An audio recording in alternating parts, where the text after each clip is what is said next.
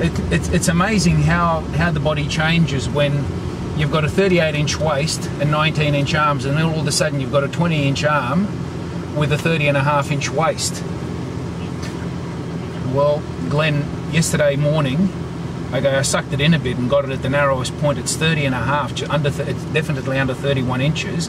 And yeah, but see, Glenn, this is what what ruined me is listening to the judges when they said, oh, you got to get a little bit bigger, because this type of look, Glenn, is invaluable. Having arms and shoulders, a small waistline.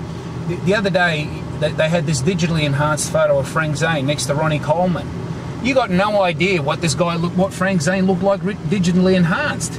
Much better. This is not bodybuilding anymore. It's just like who can weigh the most. I got carried away with listening to the judges and all that sort of shit. That look, we should have never have swayed from it. Never moved away from it.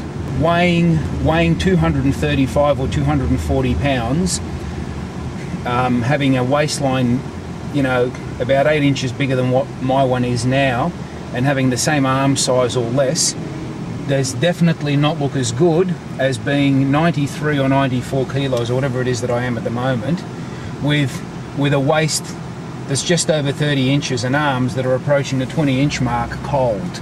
It's a much better, that lighter look. It's a good look, Glenn. It's a good. Well, Glenn, you know, my big arm, if I angle the tape a little bit and cheat a little bit, you know, it's probably not really a super correct measurement, but the fact that I can actually put it around my arm and see 20 inches, you know, and there's veins, you know, and I've got veins on my waistline, and the fact that I got up first thing in the morning before going to the bathroom and got the narrowest part of my waist, and it was actually under 31 inches. It's not bad. Standing next to Albert Beckles, Lee Haney and all those people, I had probably one of the bigger frames with the smallest waist and the best pair of arms there.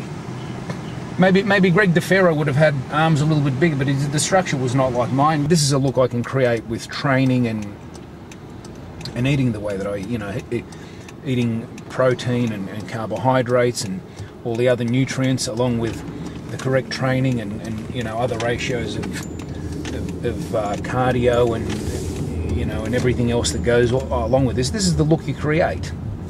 Okay, and this is the look which, for starters, most bodybuilders can never reach, because they don't, you know, they all want to be this beefed up, bulked up look, which I don't find pleasing.